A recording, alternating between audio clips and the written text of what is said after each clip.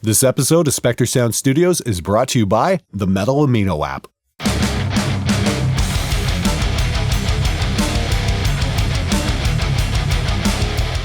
Welcome to the latest episode of SMG Viewers Comments. Let's get right to it. Hey Glenn, ever record a band live, all playing together at the same time in your studio? Or do you always multi-track?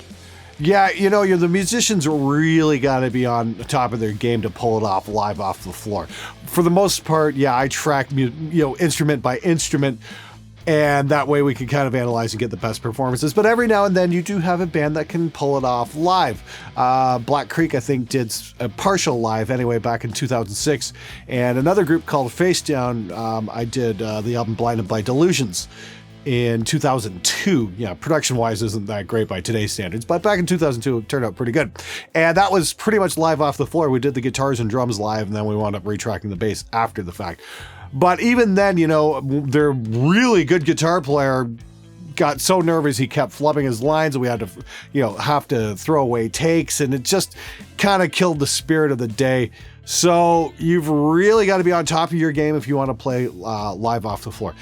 The Celtic bands, I find, can do it a lot better than the metal bands, to be honest with you, because those guys are just super live all the time, and that music is very community-oriented. But metal, it takes a very rare group of musicians to be able to pull that off.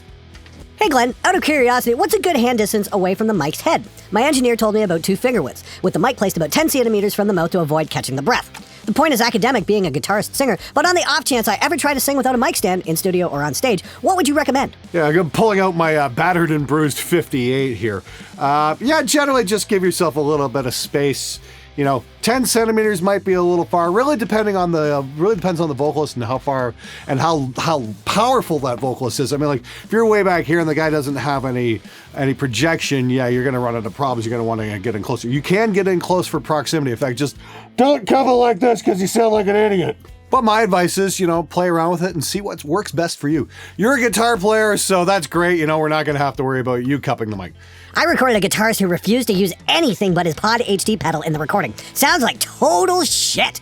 All scratchy sounds and total high pitches in the 2K frequency. Total shit. And that, my friend, is why the direct box was invented.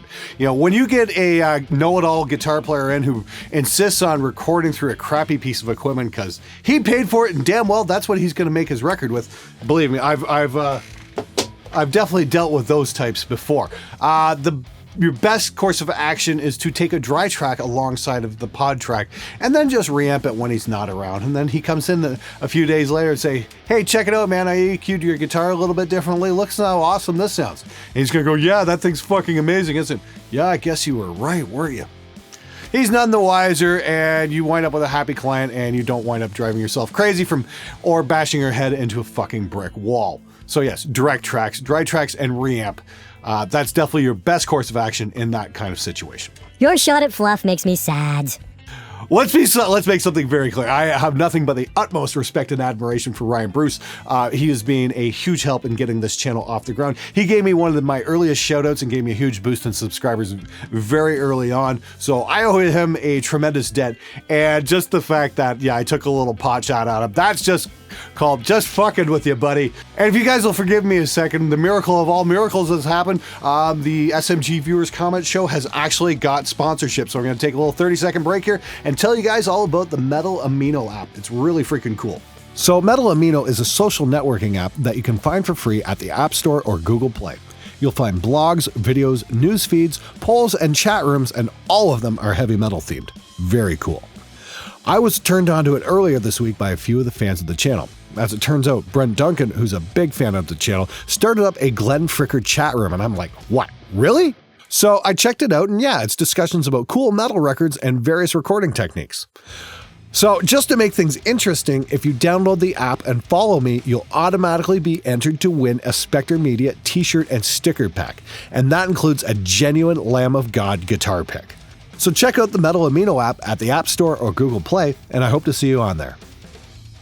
Jesus, you're a fascist sometimes. Cupping a mic is part of that screamer sound, and it sounds a certain way because of physics. It's a physical bandpass. It boosts certain frequency and also the volume, which is important if you don't want to wreck your voice from screaming extra loud. Your problem with it is from the engineer's perspective. It's a pain, for sure, but it's your job to do the best you can with what the artist does. I think you're just set in your ways and won't admit that cupping serves an actual purpose, and vocalists adopted this technique for a reason. Here we go again. Dude, let me explain a couple things to you. It's like, I absolutely understand the sound the person wants to achieve. Okay, I am trying to help them achieve that. Doing this is not going to help them achieve that. That's just covering up for bad vocal technique. I understand some guys want to cup the mic because they think it gives them more power, but they need to learn how to control their diaphragm muscles a little bit more. I'd highly recommend checking out Melissa Cross's The Zen of Screaming video series. I've seen vocalists use this and just do a complete 180 in their technique and come out that much more stronger, and they're not killing themselves in the process. Seriously though, I mean, I understand the cupping thing. I understand why guys want to do it, and I also understand why it's a bad thing and it's kind of actually working against them and what they're trying to achieve. For further information, please see my video, How to Hold a Microphone, where I show proper mic technique and cupping mic technique and explain exactly what goes wrong there. These stupid musicians all seem like the generation of children who got trophies for participating. Like my hero George Carlin said, they never got to hear those necessary character-building words, "You lost! You're a loser!" You know, George Carlin was the man, and every time, you know, my parents watch my videos and cringe because of the language I use, I say, oh, look, I blame my older brother for playing all those George Carlin records when I was a little kid. You know, they warped my fragile young mind. And yes, I also absolutely agree with that. Let's not give everybody a medal for participating. Let's appreciate excellence, and let's strive to do better. Wearing my rule number 2 shirt today, I go to a university college in Norway, and people are actually turning their heads. That's 6! I'm gonna wear it to band practice today just to piss off our bass player singer. Good for you, man. And don't forget, folks, you can get your rule number 2 shirt on sale at the SpectreMedia.ca shop. Well, this is gonna make it hard to resell. I don't feel guilty about that in the least. You were dumb enough to buy it. I know this may not be consistent with your overall goals for this YouTube channel, but a little over a year later, I'm interested in hearing what you thought about the finished product. I'm speaking of Star Wars Episode 7. I'm a huge fan of Star Wars in general, and I'm also interested to hear in what you thought of the new film directed by J.J. Abrams. Forgive me if you've already addressed this in a previous video. I'm a fairly new subscriber.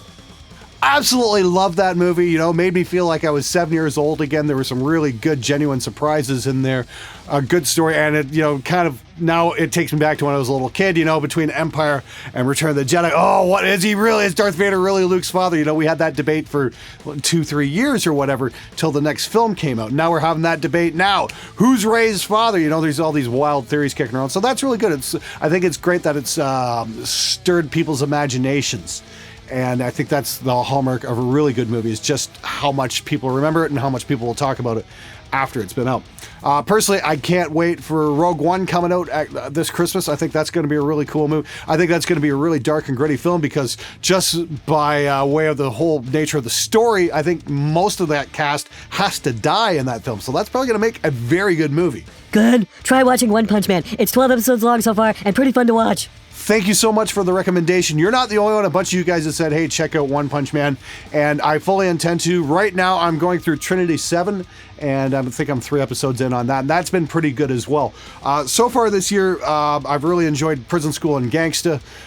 If you guys have anime recommendations, especially for like stuff that's come out in the last year or two that I might have missed, you know, let's hear your suggestions, because I am always open for suggestions when it comes to new animes to check out. I've been through a lot of the classics and whatnot.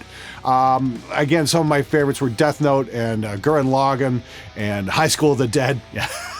That kind of stuff. So generally, you know, I really like the sex and violence type of anime. Anyway, that's it for this episode of SMG Viewers Comments. I'd just like to thank everybody who's come on board the channel and hit that subscribe button. I very much appreciate it. And keep those comments and questions coming, because I love hearing from you guys, and I love answering these questions. And I will see you guys next time.